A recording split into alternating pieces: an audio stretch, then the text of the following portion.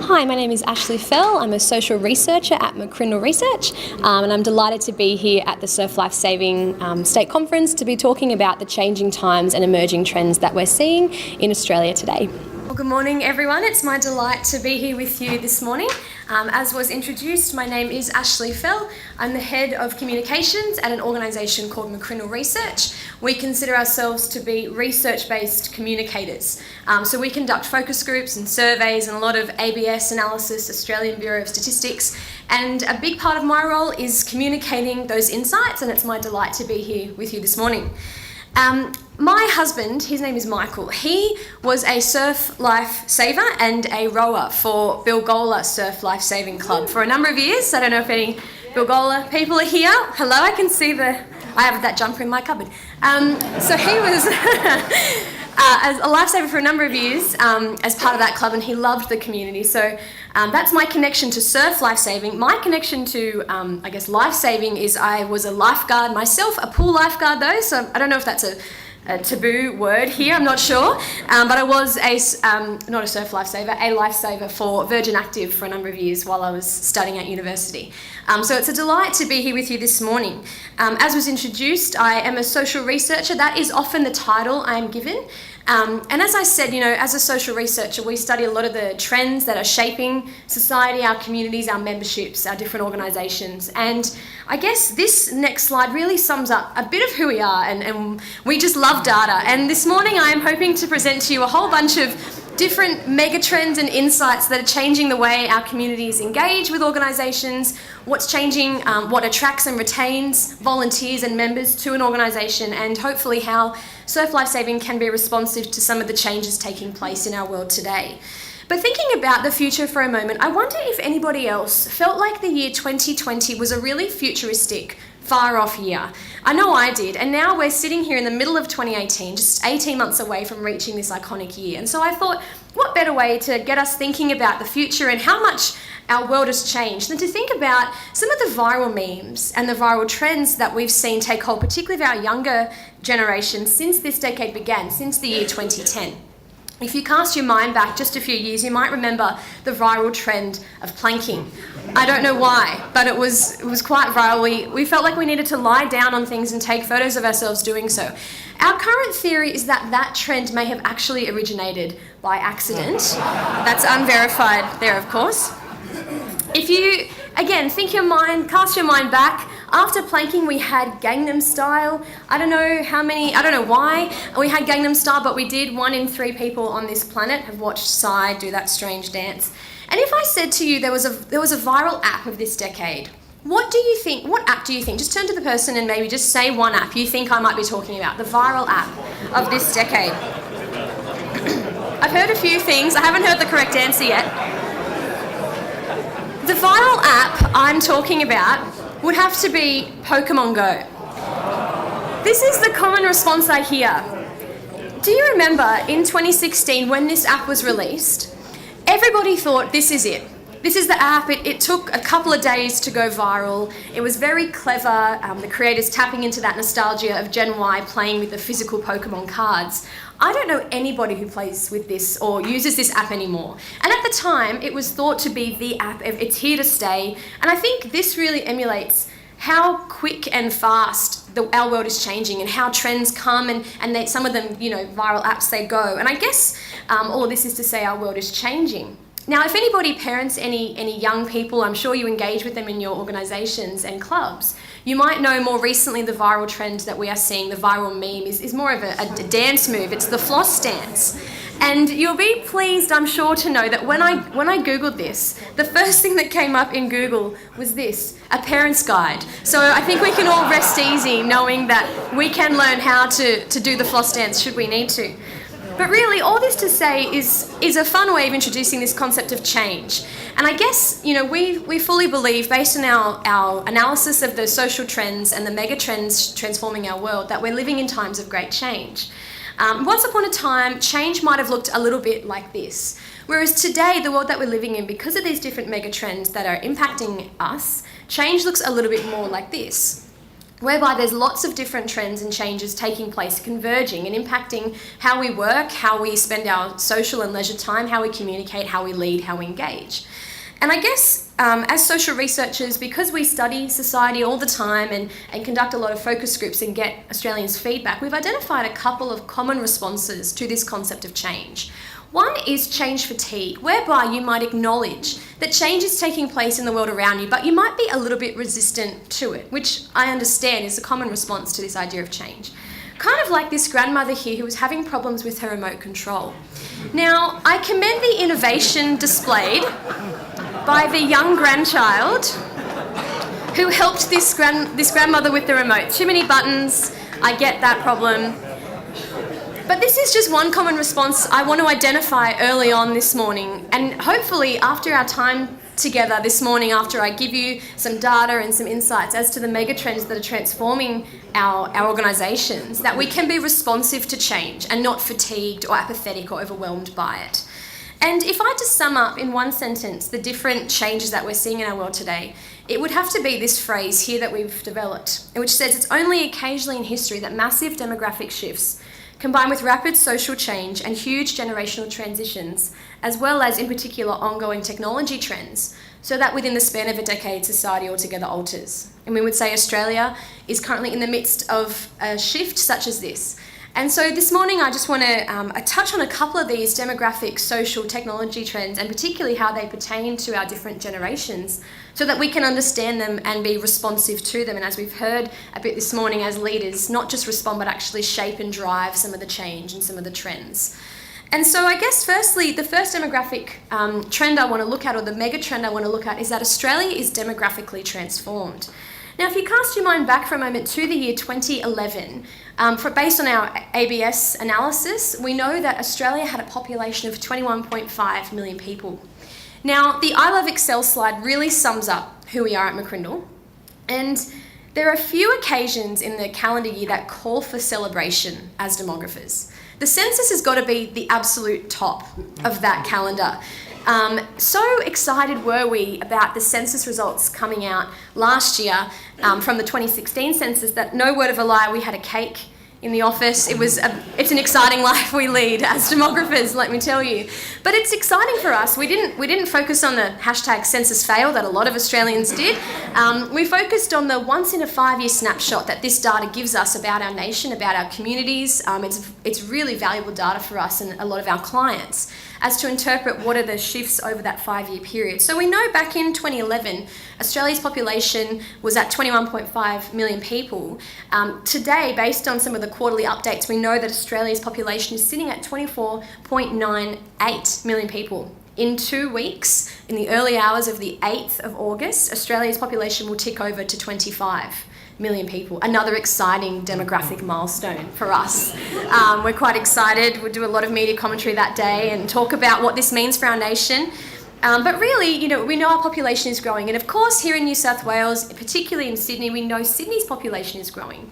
If we think about Sydney for a moment, Sydney and Melbourne, just to think about our two most populated capitals in Australia, we know that Sydney hit a population of 2 million back in the year 1959. In 2016, we reached the demographic milestone of 5 million people, and it's predicted that by the middle of the century, Sydney will hit a population of 8 million people. But it's actually just a few years before that we will move to number 2 after Melbourne, which is Australia's fastest growing city. So Melbourne and Sydney are growing at about 8% every 5 years, and so we know that Melbourne is going to shortly overtake us here in Sydney as Australia's most populated city. Now, I don't know if anybody originates here from Melbourne. Are we all proud New South Welsh men and women? Okay, a couple. It's interesting when you think about Melbourne. I love Melbourne.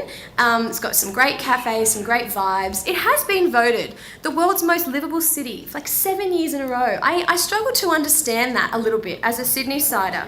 And I think a sentiment that I share, and a lot of us, I'm sure, in this room share, is the sentiment of somebody we had in one of our focus groups a few years ago who said, waking up each day knowing I don't live in Melbourne lifts my mood on an almost daily basis. So I think it's a safe place to give that sentiment here. A few people applauding. Wow, that's great. And so this population growth that we're experiencing in Australia is having a lot of implications, and I'll just draw on a couple of those for a moment. One of the big implications is it's changing how and where Australians are living. So again, the most recent census data showed us in Australia that 1 in 4 Australians are living in medium to high density housing currently. If we think about our capital cities, that 1 in 4 increases to 1 in 3. And in our largest capitals in Sydney and Melbourne, we know that 1 in 3 for new approvals in our capitals increases to 2 in 3. Which we can see here. So we know that we're living in increasingly vertical communities instead of horizontal ones. This idea that Australia is a detached home nation is now shifting as our density increases, as we try and fit more people into our crowded cities, particularly in Sydney and Melbourne. So it's having big impacts on where we live, where and how children will be raised. The idea of cul-de-sacs and having backyards is now shifting, as I said, to these more vertical communities, having big impacts on where Australians are living. Another, impact that we are seeing based on Australia's population growth is a shift in not just where we're living, but in terms of where we're living with regards to housing affordability. Now, I have to admit I am from Gen Y, the millennials, who are often talked about with regards to Australian house prices, Sydney house prices. And based on this kind of increasing demand for housing and lack of supply, we've got this increasing household debt to income ratio. In addition to that, we've got a declining number of declining home ownership rates among those 18 to 39-year-olds in our nation today. And so I think that is why this disparity between house prices growth and wages growth, so wages growth hasn't kept up with house prices growth, that is why Gen Y can't get into the housing market, and not because of our love of this delicious breakfast food. I'm sure you remember that infamous comment Bernard Salt made around Gen Y not being able to get into the market because of smashed avo, and I loved the online response from Gen Ys at the time. My favourite tweet circulating was this one. It says, "Skipped smashed avocado for breakfast this morning, excited to buy a house next week." So quite a clever response there. So that's one of our first demographic shifts that we're seeing. How our population is changing is that our population is growing. A second demographic shift we're seeing is that Australia also has an ageing population, which again is going to have big impacts on our workforce as a lot of our workforce moves to retirement age. So I'll just paint this Asian population picture for you. You can see here on this slide that back in the year 1987, Australia had a population of 16.3 million people, and 1.7 of those were aged 65 and over, which equated to 1 in 9 Australians. Today, our population is sitting at over 24 million, almost 25. Our population of 65s and over is 3.8 million, so that's 1 in 7. By the year 2027, the 65 plus population will make up 1 in 6 Australians. And by the year 2047, in less than 3 decades' time, 1 in 5 of Australia's population will be aged over 65. And it's predicted in the year around 2035, I believe, that we're going to have more people aged over 65 than under 18 for the first time in Australia's history.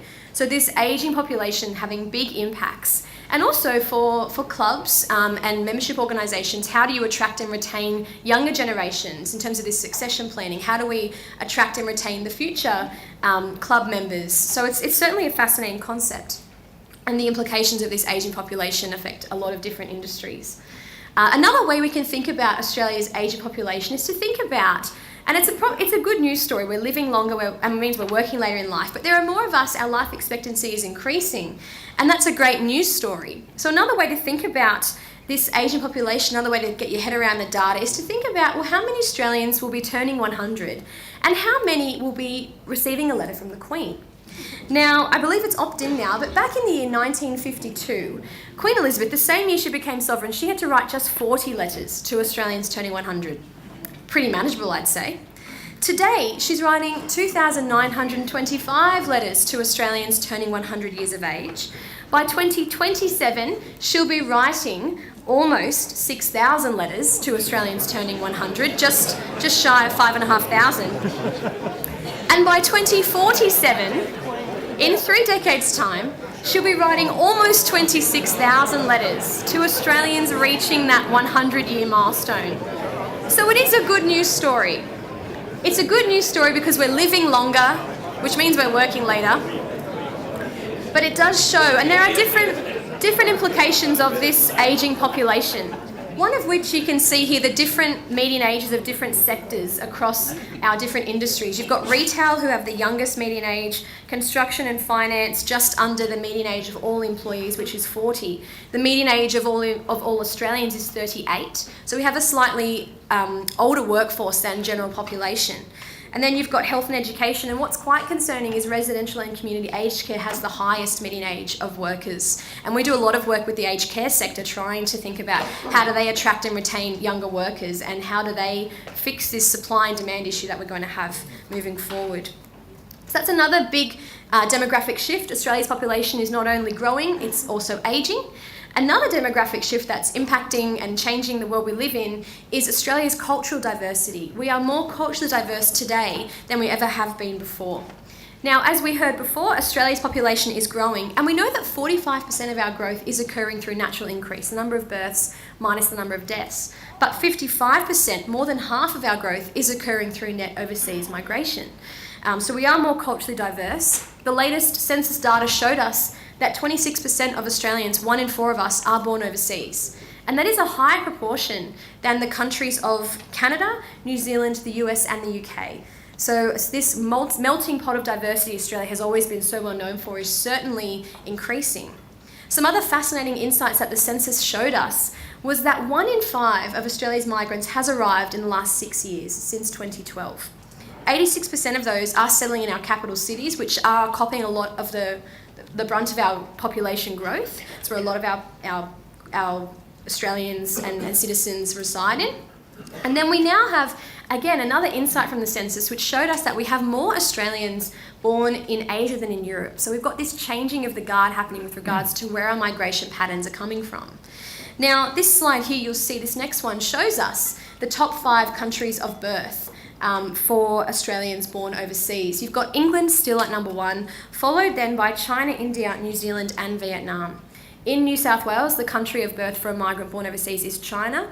In Victoria, it's India. So our 2 most populated states there. But Australia-wide, the number 1 country of birth for a migrant born overseas is still England. Now, there'll be a slight change to this next slide. It's quite faint. You might just see that yellow circle that's come up around the APAC area. We include this to show that Australia is quite strategically located, not only in terms of where our migration is coming from, but geographically, the land down under, as we were always known, to this kind of powerhouse of activity happening in Asia Pacific. So we are strategically located as the land down under. Now, we are a very globally connected world. We're all kind of connected through our digital devices. We're connected through global connections in terms of our cultural diversity.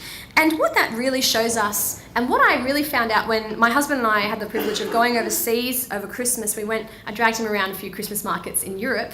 And when people hear that you're from Australia, they say, oh, the snakes and the spiders, like, are they so intense? You're like, yeah, I guess. But really, what we've identified as social researchers is that our biggest fears, while they used to be snakes, spiders and heights, because of this global connectivity this world that we now live in, we would have to say the number 1 fear of our generation would have to be low Wi-Fi, wouldn't it? I mean, when you can't connect to something or you can't log on, it's an issue. Particularly for our emerging generations, this is very heightened as they're digital integrators, that technology's been integrated into their lives, more so than other generations. But more than that, a scarier symbol than low Wi-Fi would have to be the buffering circle. When you have to wait for something to load, can be a little bit stressful. But lastly, if we were going on this trajectory of scary symbols and how they've changed, we've identified the scariest symbol of all would have to be low battery, wouldn't it? When the phone is about to die and you can't connect. And I often use this slide to talk about the emerging generations, but I think this actually pertains to a lot of us, regardless of what generation you fit into.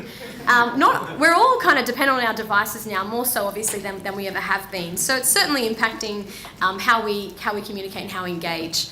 And that brings me to, I guess, another shift we are seeing in our world today is that we are socially redefined. Now, I have a little gift for each of you in your delegate bag, if you'd like to get it out. It's this infographic card here. So at McCrindle, we're very passionate about communicating the data and insights in fun and interesting ways. We have a design team in-house who creates these infographic cards for us. Now this infographic, I'll just explain to you what it is. The first side, which is green and pink, gives you an overview of our emerging generations, our Generation Zs and our Generation Alphas. The other side, which is more of a table, gives you an overview of the 6 generations we have in Australia today. And you're welcome, obviously, to keep this and refer to it as you need. And you can follow along on your infographic, or you can see it on the screen here, our 6 generations that we have in Australia today. So our youngest generations are our Gen Alphas. We've got our oldest generations, our builders who built this nation. And it's fun because you can see what generation you fit into, what generation your kids fit into, and there's some defining characteristics on the table side. But it is important that we think about the generations and that our world, our nation is socially redefined, because we have 6 generations now operating and living in our world today, and even, probably around 4 of them in the workplace, this multi-generational workforce that we have today. Now, a big focus is often Generation Z. They're born between 1995 and 2009. They're our school students of today, our workforce of tomorrow, our future or current club members and future members in terms of engaging our young people. And so it's important that we understand a little bit about them. Generation Alpha, of course, you would engage with a lot as well, and in terms of the nippers and things like that. Generation Alpha is actually a generational term that we coined. After we conducted some research of Australians, we said, what do you think the next generation should be called? Because we've come to the end of the alphabet with Gen Z. Naturally, you can imagine Australians said Generation A, because we've come to the end of the alphabet with Gen Z. But what we thought was, let's name them Generation Alpha. Let's move to the Greek alphabet to signify this whole new world in which Gen Alpha will be shaped in.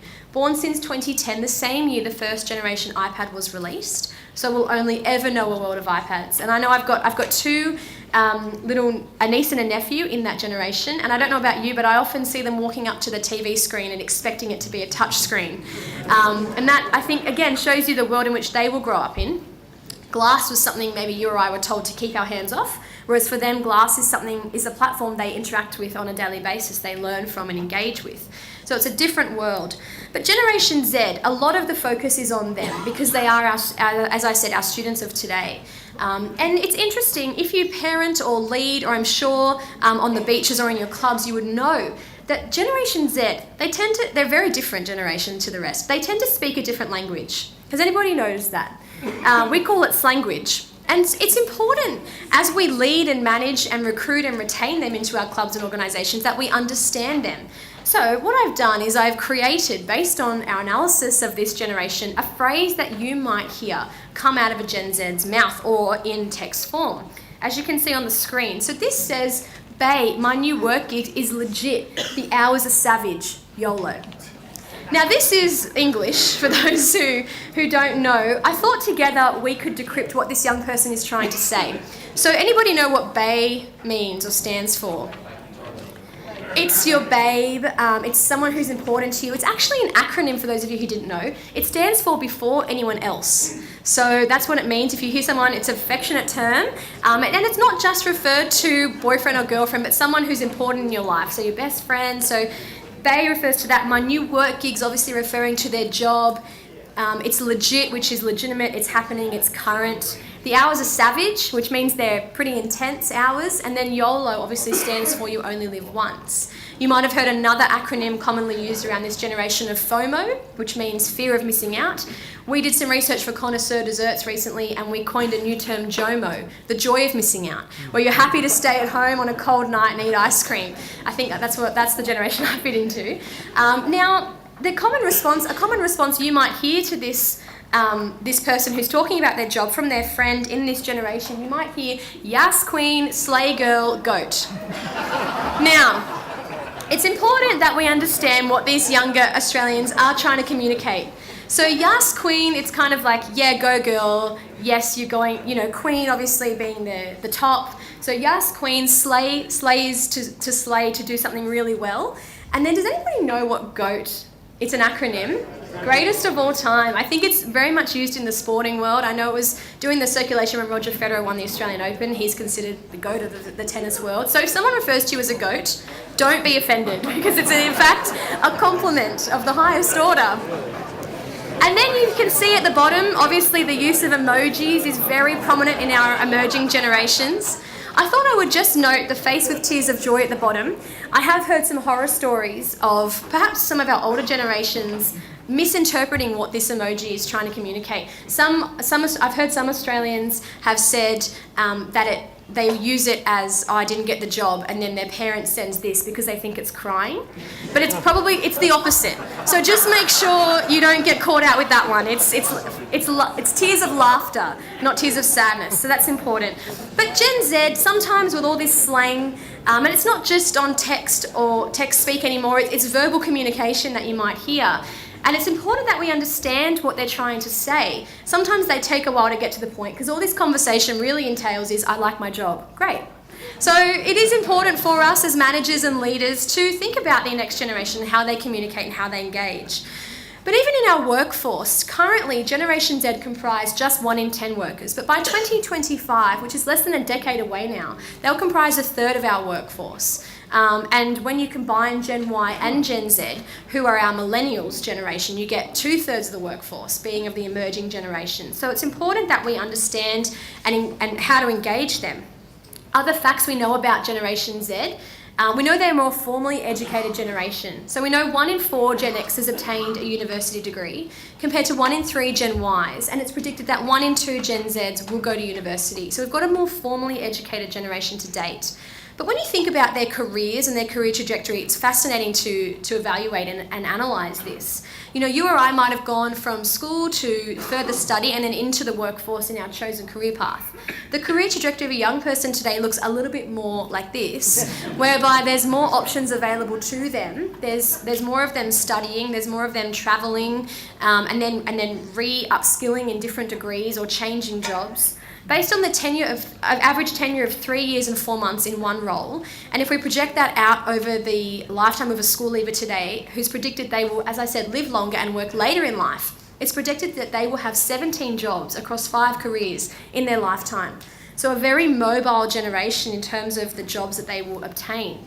Now, does anybody parent any Gen Zs or even Gen Ys? Okay, we've got a few in the room. One thing that Gen Z and my generation, which is Gen Y, seem to be not moving more frequently is out of the family home.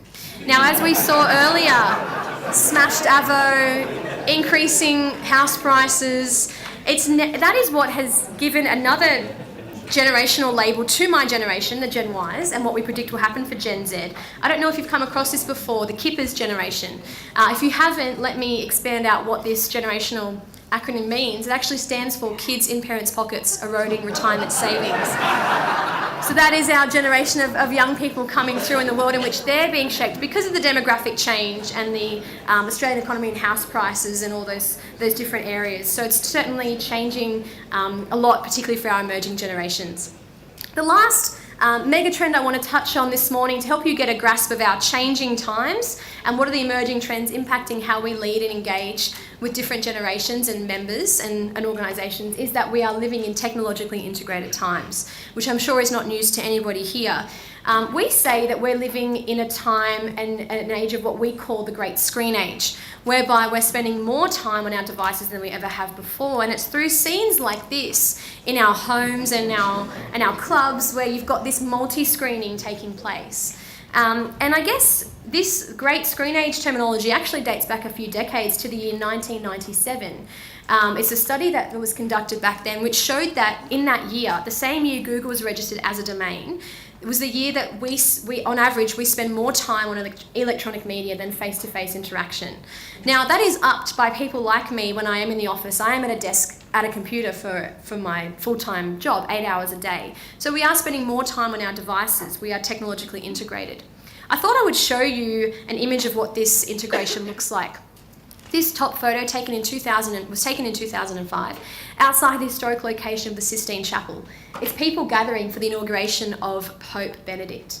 How different do you think this image would look 8 years later? People gathering in the same historic location. Yes, exactly. Very different, in fact. And it's not just monumentous occasions anymore that we see this.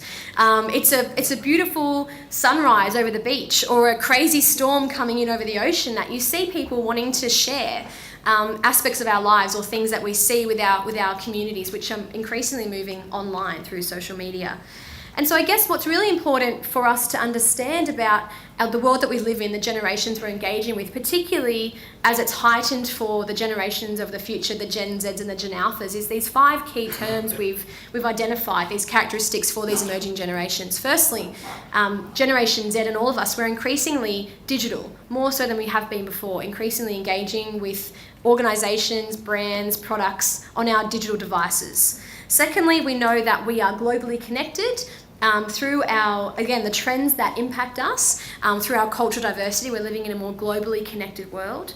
Thirdly, we're more mobile. And this is fascinating some analysis we conducted around the not-for-profit sector and this volunteering aspect. How do you attract, not only just attract, but how do you retain volunteers for a very mobile generation who are used to moving homes? Generation Y are more likely to rent. Renters move on average every 1.8 years. So less likely to own their own homes and set down roots, more likely to rent, more likely to be moving jobs. So how do you respond to a very flexible and mobile generation? Thirdly, we know that all of us, but particularly for the emerging generations, we're increasingly visual. We say the number 1 search engine for Generation Z is no longer Google, it's YouTube, because why would they read it when they can watch it? So it's fascinating how we engage with content. Have you ever been sent a 50-page report? Are you thinking, yes, I can't wait to read this? Or are you skim reading and looking at the headings and trying to, because we're increasingly time poor. And so that's kind of our sentiment behind data displayed in innovative, fun, visual ways. So responding to this visual world. And lastly, we're living in a very social world, a very social generation. And so particularly what we know about this emerging generation is that the social networks that influence them are greater because of online social networks. So social are we that you might see memes like this circulating, Instagram is down, just describe your lunch to me.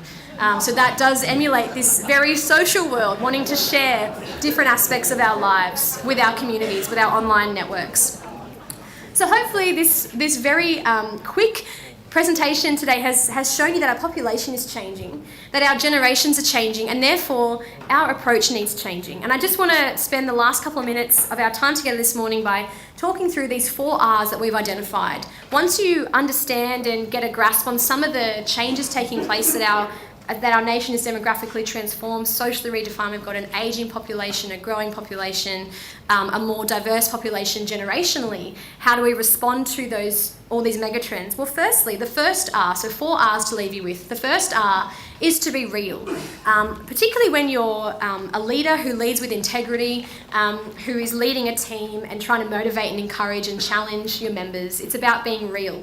We actually identified and I'll just run through this with you very briefly, Maslow's hierarchy of needs. For the emerging generation, their needs have changed from survival and security, and this refers to the workforce, this slide here.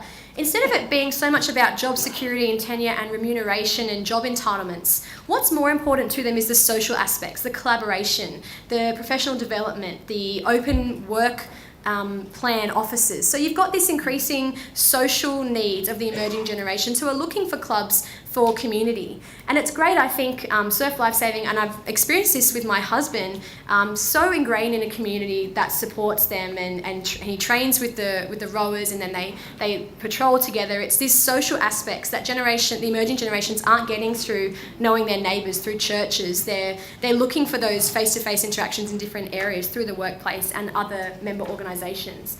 But above that, and I thought it was really exciting to see some of the Deloitte Millennials study that came out last year showed this, it's about higher order drivers. It's these volunteer capacities. Gen Ys are looking for organisations whose values they identify with, and what opportunities there are for volunteering, which is great for volunteer organisations like Surf Lifesaving.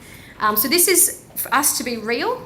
The second and Wi-Fi is probably the most important driver there of Maslow's hierarchy of needs, so make sure that your organisation's got Wi-Fi, that's what we've found. The second R is to be relevant. As we saw earlier, Generation Z's language is changing, and this sign is very, very relevant for this conference. I'll just show you this sign. Let me see if you can identify what is wrong with this sign. Why has its meaning changed? It used to read, if you see someone drowning, call 911. Today, a young Gen Z would walk up to that and read it as, if you see someone drowning, lol. And lol means laugh out loud. So now this sign its meaning has changed, and it's a bit more irrelevant because of this changing in communication language. So we want to make sure that we're relevant to the changes. We want to be responsive to the changes. This is a great example up here, this next slide, of somebody who identified a problem in their workplace and was responsive to that problem. And it showed quite a lot of innovation to a problem. I don't know about you, I hope you are part of an organisational work where your lunch is safe in the communal fridge, but if it's not, you might take a leaf out of this young employee's book, whereby they created an anti-theft lunch bag. So when the sandwich was in the bag, it was safe from being stolen. So being responsive to the trends impacting us in our environments. And lastly, and I think what Surf Lifesaving, from my own experience, I said with my husband Michael, does really well, and everything I've heard this morning, is to be relational. And even though we are increasingly using digital technologies and digital devices, those same intrinsic needs of belonging, acceptance, still remain as human beings, and they always will. And so regardless of the changing times, to be relational with our members and our organisations. Perhaps the way we communicate and engage is changing, but the key aspect of being relational is not. We often say it's not just about engaging with the eyes of the head, but with the eyes of the heart as well, when we are leading teams and engaging with different generations, regardless of what generation you belong to. So thank you very much for listening. Really privileged to be here with you this morning, and wishing you all the best for the rest of the conference.